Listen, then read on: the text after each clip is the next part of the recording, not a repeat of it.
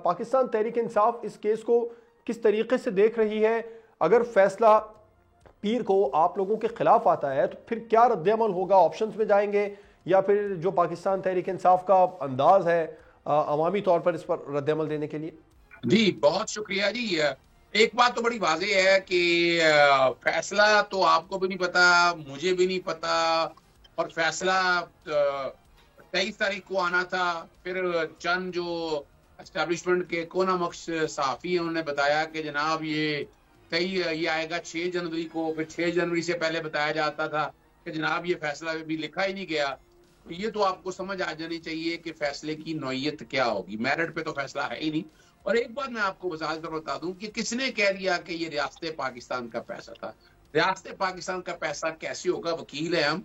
क्या होगा कि अगर किसी अदालत ने डिक्लेयर कर दिया हो, यानी नैब की अदालत ने डिक्लेयर कर दिया हो या मनी लॉन्ड्रिंग के तहत एफआई की किसी अदालत ने, तो ऐसा कोई किसी अदालत की तरफ से ये डिक्लेरेशन नहीं है। तो फिर सुप्रीम कोर्ट का जो फैसला था, अदर साहब आप माहिर कानून मुझसे बेहतर जानते हैं, जो बैरिया टाउन कराची का मामला था वहां पर तो जो 450 अरब रुपए की रकम जमा करवानी थी, उधर से फिर पैसों को एडजस्ट क्यों किया गया? अगर रियासत पाकिस्तान का पैसा नहीं था तो मैं वो बता देता हूँ। पहली तो बात है 190 मिलियन नहीं है, 171 मिलियन है ये रुपया जी। 171 मिलियन का पाकिस्तान को नुकसान हुआ जी। हाँ, ये बाकायदा पैसा ट्रांसफर हुआ और वो पैसा यही ले लें। चले मान लें कराची की जो 5 लाख रुपए एकड़ की जो जमीन थी, जो 1 करोड़ रुपए पे सुप्रीम कोर्ट ने अपने इख्तियार से तजावज करते हुए एक ऑर्डर पास किया। चले वो ऑर्डर पास हो गया, अब उसमें एक रकम निकली। अब हुआ क्या कि कुछ पैसे ट्रांसफर हुए। चले इसी पैसों को ले ले, पैसे ट्रांसफर हुए पर नेशनल क्राइम एजेंसी ने कहा कि ये पैसा ये ठीक नहीं है। पाकिस्तानी गवर्नमेंट से पूछा तो पाकिस्तानी गवर्नमेंट के पास कौन सा केस था? क्या कोई नैब का इंक्वायरी चल रही थी? क्या कोई मनी लॉन्ड्रिंग की चल रही थी? पाकिस्तान के पास तो चीज ही कोई नहीं थी कि जिस हवाले से एस्टैब्लिश कर सके। तो अल्टीमेटली ये तय हुआ, और इसमें हमने कुछ नहीं करना था। ये तो बेसिकली नेशनल क्राइम एजेंसी के साथ एग्रीमेंट किया, या जो हालात बनाए मलिक रियाज और उनकी फैमिली ने बनाए, और वो पैसा जो है वो पाकिस्तान लिखा हुआ है उस एग्रीमेंट के दौरान कि पैसा जो है वो पाकिस्तान सुप्रीम कोर्ट अकाउंट में आ जाएगा। अब सुप्रीम कोर्ट के अकाउंट में पैसा मलिक रियाज का है। पैसा क्या को ठेका लिया था, या कोई मेट्रो वारंट थी, या कुछ कंपनियां थी? ऐसी कोई चीज रिकॉर्ड के ऊपर नहीं मौजूद थी।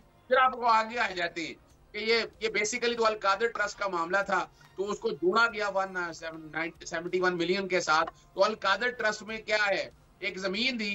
क्या मैं आज जमीन किसी को दे दूं, मैं कह दूं कि ये ट्रस्ट के लिए बनानी है? मेरी मर्जी है। ट्रस्ट का कानून बड़ा क्लियर है।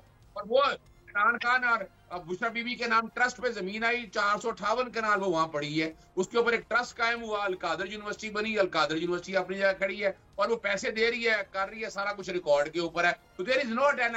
और नैब का कानून जो अब तरमीम हो चुका हुआ है, जो मौजूदा पार्लियामेंट ने तरमीम कर दिया, इसमें आपको बराह रास्त साबित करना है कि आपने कोई फायदा लिया हो। फायदा क्या लिया? फायदा तो कुछ ही नहीं लिया। 1 रुपए का भी इमरान खान या बुशरा बीबी ने कोई फायदा नहीं लिया। सब्सक्राइब करें और बेल दबाएं ताकि कोई खबर रह न जाए।